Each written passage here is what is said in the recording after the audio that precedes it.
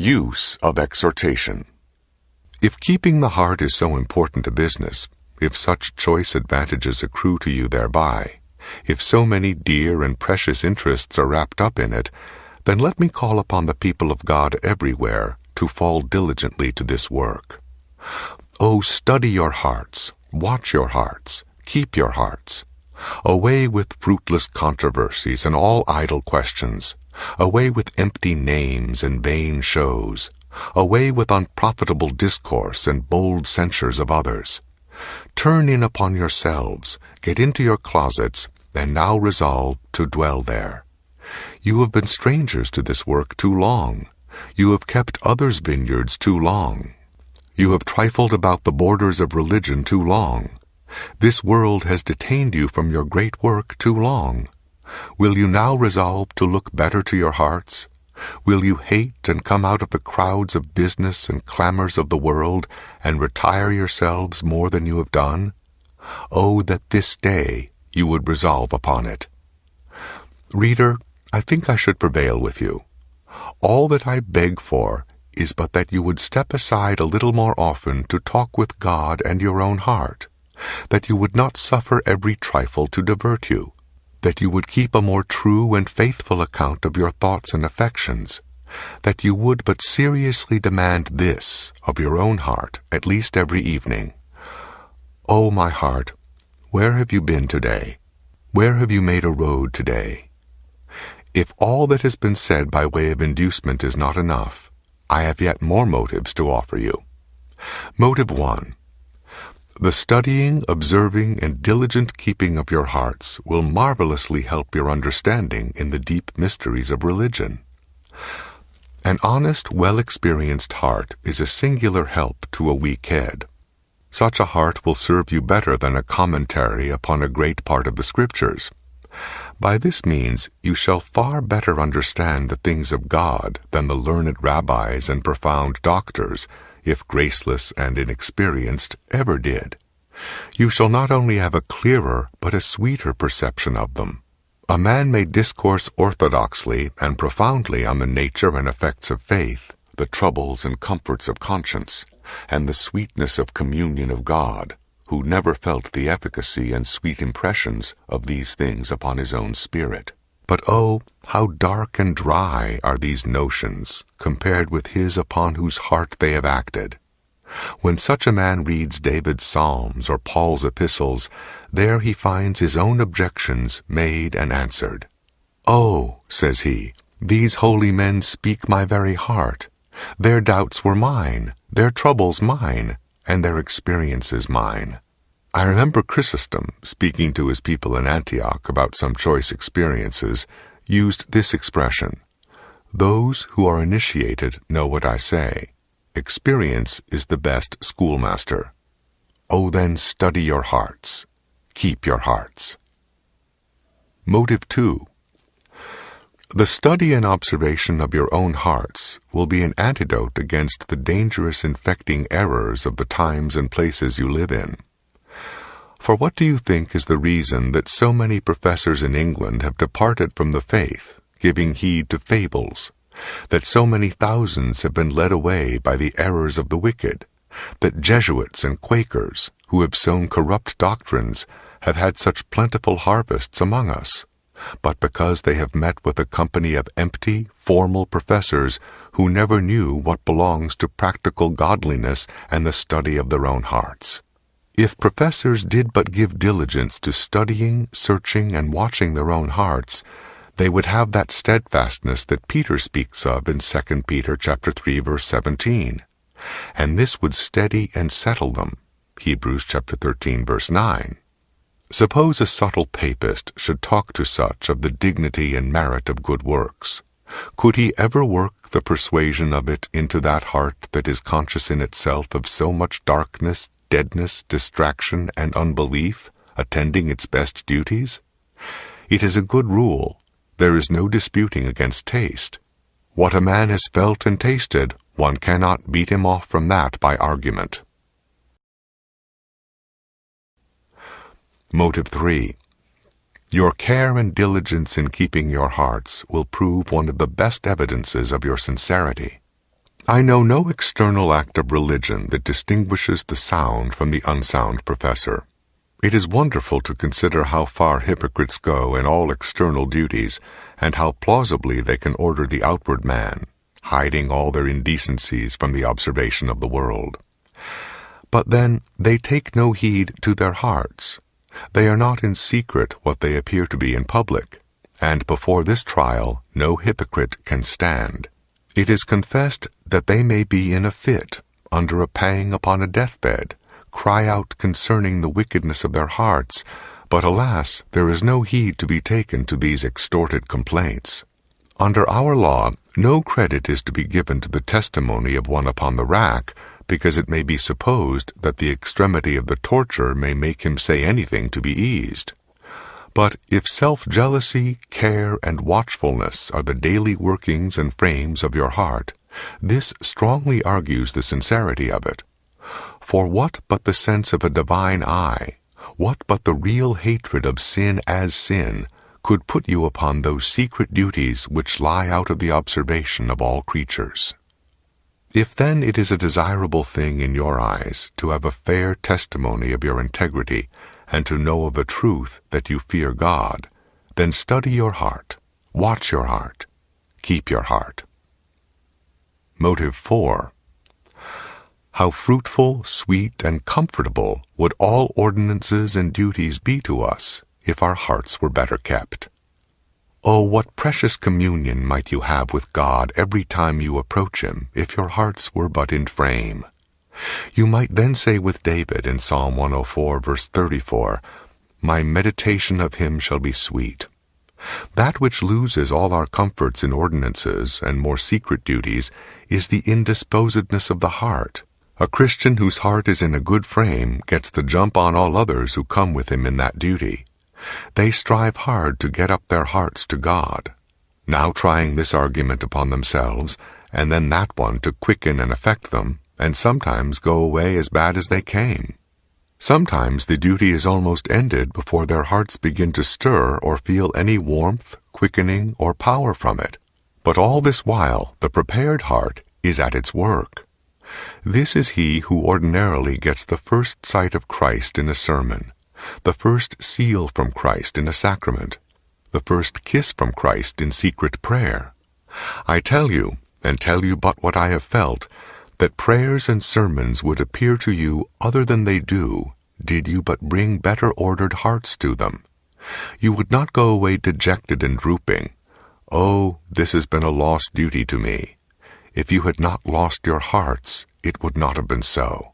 If then the comfort of ordinances is sweet, look to your hearts. Keep your hearts. Motive 5. Acquaintance with your own hearts would be a fountain of matter to you in prayer. A man who is diligent in heart work and knows the state of his own soul will have a fountain full of matter to supply him richly in all his addresses to God. His tongue shall not falter and pause for want of matter. Psalm 45, verse 1, "My heart is preparing a good matter." Or, as Montanus renders the original, "My heart is boiling up good matter like a living spring that is still bubbling up fresh water." And then, "My tongue is as the pen of a ready writer." Others must pump their memories and rack their brains, and are often at a loss when they have done all. But if you have kept and faithfully studied your own heart, it will be with you, as Job chapter 32, verse 19 says in another context, like bottles full of new wine that lack vent, and which are ready to burst. As holy matter flows plentifully, so more feelingly and sweetly from such a heart. When a heart-experienced Christian is mourning before God over some special heart corruption, wrestling with God for the supply of some special inward want, he speaks not as other men do, who have learned to pray by rote. Their confessions and petitions are squeezed out. His drop freely, like pure honey from the comb. It is a happiness, then, to be with or near such a Christian. Bernard, having given rules to prepare the heart for prayer, concludes them thus: "When your heart is in this frame, then remember me." Motive 6. By this, the decayed power of religion will be recovered again among professors, which is the most desirable state in this world. Oh, that I might live to see that day when professors shall not walk in a vain show, when they shall please themselves no more with outward displays, being spiritually dead, when they shall no more, as many of them now are, be a company of frothy, vain, and unserious persons, but when the majestic beams of holiness shining from their heavenly and serious conversation shall awe the world and command reverence from all who are about them, when they shall warm the hearts of those who come nigh them, so that men shall say, God is truly in these men. Well, such a time may again be expected, according to that promise in Isaiah chapter 60, verse 21. The people shall be all righteous. But till we advance closer to this great work of keeping our hearts, I am out of hopes to see those blessed days. I cannot expect better times till God gives better hearts. Does it not grieve you to see what a scorn is made at religion in the world, and what objects of contempt and scorn the professors of it are made in the world? Professors, would you recover your credit? Would you again obtain an honorable testimony in the consciences of your very enemies? Then keep your hearts, watch your hearts. It is the looseness, frothiness, and earthliness of your hearts that have made your lives so, and these have brought you under the contempt of the world. You first lost your sights of God and communion with Him, then your heavenly and serious deportment among men, and by that your interest in their consciences. Oh then, for the credit of religion, for the honor of your profession, keep your hearts. Motive 7. By diligence in keeping our hearts, we would prevent and remove the fatal scandals and stumbling blocks out of the way of the world. Christ said, Woe to the world because of offenses. Matthew chapter 18, verse 7. Does not shame cover your faces? Do not your hearts bleed within you to hear of the scandalous miscarriages of many loose professors? Could you not, like Shem and Japheth, go backward with a garment to cover the shame of many professors?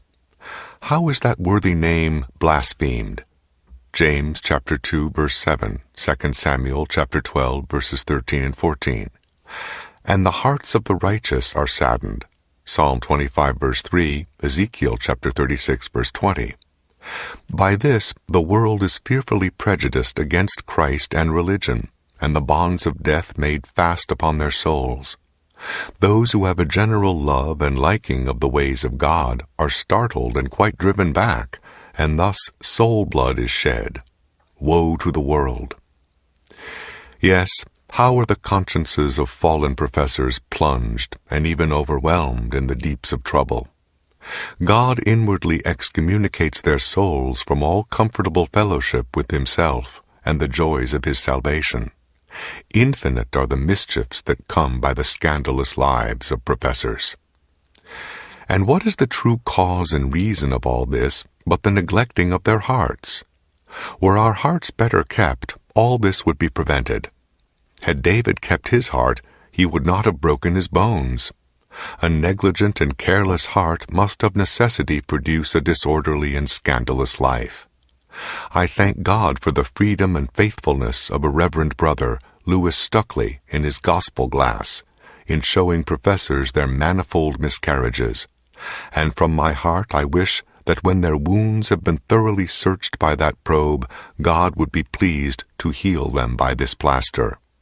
O professors, if ever you will keep religion sweet, if ever you hope to recover the credit of it in the world, keep your hearts. Either keep your hearts or lose your credit. Keep your hearts or lose your comforts. Keep your hearts, lest you shed soul blood. What words can express the deep concerns, the wonderful consequences of this work? Everything puts a necessity, a solemnity, a beauty upon it. Motive 8. A heart well kept will fit you for any condition God casts you into, or any service He wishes to use you in. He who has learned how to keep his heart lowly is fit for prosperity. He who knows how to use and apply it to Scripture promises and supports is fit to pass through any adversity. He who can deny the pride and selfishness of his heart is fit to be employed in any service for God. Such a man was Paul. He not only spent his time preaching to others, in keeping others' vineyards, but he looked to himself and kept his own vineyard. 1 Corinthians chapter 9, verse 27. Lest when I have preached to others, I myself should be a castaway. And what an eminent instrument was he for God! He could turn his hand to any work. He could dexterously manage both an adverse and prosperous condition. I know how to abound and how to suffer want. Philippians chapter 4, verse 12. Let the people deify him, it moves him not, unless to indignation. Let them stone him, he can bear it. 2 Timothy chapter 2, verse 21. If a man purge himself from these, he shall be a vessel unto honor, sanctified, and meet for the master's use, and prepared unto every good work. First, the heart must be purged, and then it is prepared for any service of God. When the heart of Isaiah was purified, which was the thing signified by the touching of his lips with a coal from the altar, Isaiah chapter 6, verse 7, then he was fit for God's work. Here am I, send me. Verse 8. As for a man who has not learned to keep his heart, put him upon any service for God, and if it is attended with honor, it shall swell up and overcome his spirit. If with suffering, it will deflate and sink him. Jesus Christ had an instrumental fitness for his Father's work above all the servants that ever God employed. He was zealous in public work for God. He was so zealous that sometimes he forgot to eat bread. Yes, so zealous that his friends thought he was beside himself. But yet he so carried on his public work as not to forget his own private communion with God. Therefore, you read in Matthew chapter 14, verse 23, that when he had been laboring all day, yet after that he went up to a mountain apart to pray, and was there alone. Oh, let the keepers of the vineyards look to their own vineyard. We shall never be so instrumental to the good of others as when we are most diligent about our own souls. Motive 9. If the people of God would more diligently keep their hearts, how exceedingly would the communion of saints be thereby sweetened. How goodly then would be your tents, O Jacob, and your tabernacles, O Israel.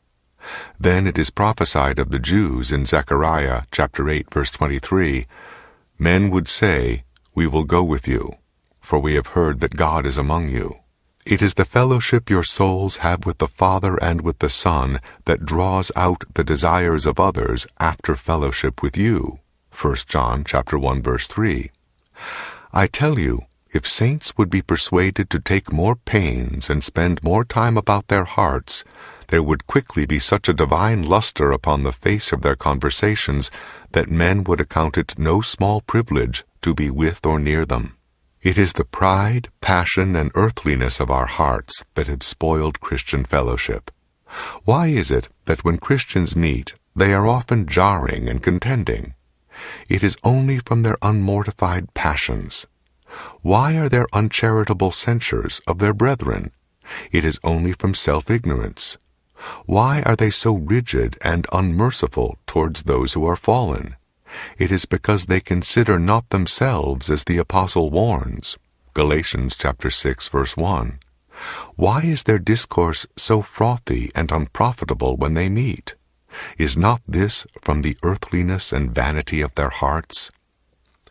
My brethren, these are the things that have spoiled Christian fellowship and made it become a dry and sapless thing, so that even many Christians are weary of it, and are ready to say with the prophet in Jeremiah chapter 9, verse 2, Oh, that I had a cottage in the wilderness, that I might leave my people and go from them.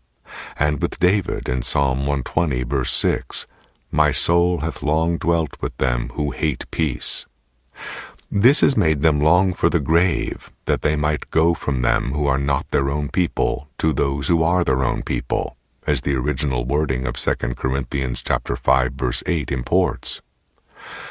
But now, if professors would study their own hearts more, and watch and keep them better, all this would be prevented, and the beauty and glory of communion again restored. They would divide no more, contend no more, and censure rashly no more. When their hearts are in tune, their tongues will not jar. How charitable, pitiful, and tender will they be toward one another, when everyone is daily humbled under the evils of his own heart. Lord, hasten those much-desired days, and bless these counsels in order to hasten them. Motive 10.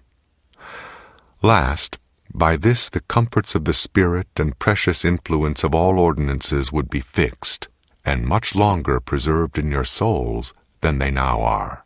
Ah, what would I give that my soul might be preserved in that frame I sometimes find it in after an ordinance? Said one of the church fathers sweetly, "Sometimes, O Lord, you admit me into the most inward, unusual, and sweet delights, to I know not what sweetness, which, were it perfected in me, I know not what it would be, or rather what it would not be." But alas, the heart grows careless again, and quickly returns, like water removed from the fire, to its native coldness. Could you but keep those things forever in your hearts, what Christians would you be? What lives would you live? And how is it that these things remain no longer with us? Doubtless it is because we suffer our hearts to take cold again. We should be as careful after an ordinance or duty to prevent this as one who comes out of a hot bath or great sweat is of going out into the chilly air. We have our hot and cold fits by turns, and what is the reason but our unskillfulness and carelessness in keeping the heart? It is 1,000 pities that the ordinances of God, as to their quickening and comforting effects, should be like those human ordinances the Apostle speaks of that perish in the using. Oh, then, let me say to you, as Job chapter 15, verse 11, do the consolations of God seem small to you? Look over these 10 special benefits. Weigh them in a just balance. Are they small matters? Is it a small matter to have your weak understanding assisted, your endangered soul healed, your sincerity cleared, your communion with God sweetened, and your sails filled in prayer? Is it a small thing to have the decayed power of godliness again recovered, all fatal scandals removed, an instrumental fitness to serve Christ obtained, the communion of saints restored to its primitive glory, and the influences of ordinances abiding in the souls of saints? If these are no common blessings, no small benefits, then surely it is a great duty to keep the heart with all diligence.